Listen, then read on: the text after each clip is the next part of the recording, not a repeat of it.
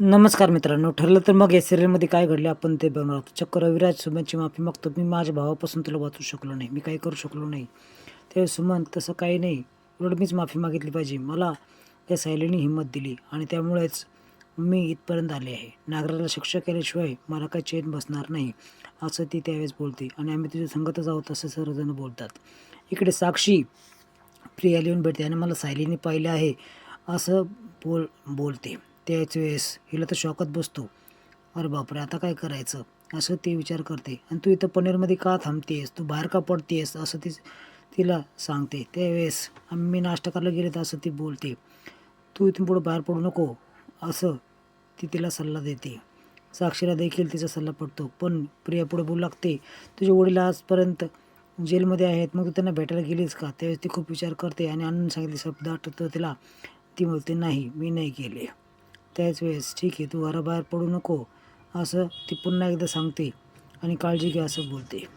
इकडे सकाळी सकाळी तुम्हाला रोमॅन्टिक सीन बघायला मिळणार आहे सायली आणि अर्जुनमध्ये. त्यावेळेस सायली त्याला अर्जुनला धक्का मारून निघून जाते.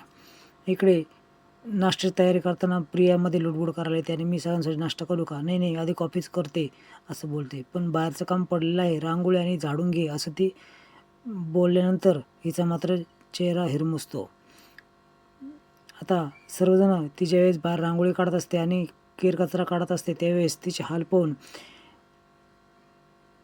या कल्पना, सायली आणि अर्जुनला खूपच आनंद होत असतो. ते तिची खिल्ली देखील उडवतात. तुम्हाला या ठिकाणी खूप कॉमेडी सीन बघायला मिळणार आहे आणि अर्जुन देखील त्यांच्यामध्ये सामील होतो. इकडे महिपतला अर्जुन विचारतो की साक्ष तू का दिली नाहीस? त्या नागराचं नाव का घेतलं नाहीस? तुला कोणाचा दबाव आहे का? आणि हो, तुला जी वकील भेटायला आली ना, तिचं नाव काय? तिचा पत्ता काय? कारण या नावाची वकील कोणीच नाही आहे. त्याच वेळेस ते वकिलाचं नाव तो सांगतो आणि याला असं आश्चर्य वाटतं, हा तर बोलका आहे, मग याला बोलता का येत नाही असं तो बोलतो.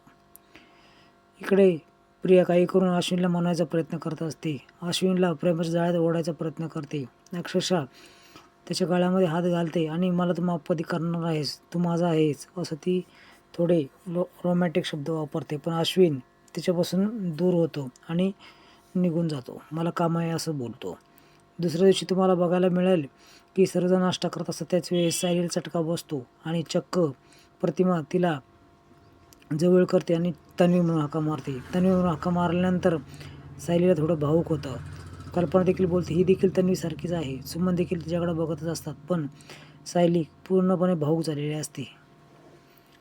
आता प्रतिमा तिच्या हाताला मलम लावते, जी कल्पनाने आणलेली असते. पुढच्या एपिसोडमध्ये तुम्हाला बघायला मिळणार आहे साक्षी सचिनचा मोबाईल बळजबरी मागते आणि काही जर चुकीचं करत असेल तर मी तुझं खून करणं असं बोलते. त्याच वेळेस काही नाही असं बोलल्यानंतर साक्षी शांत होते.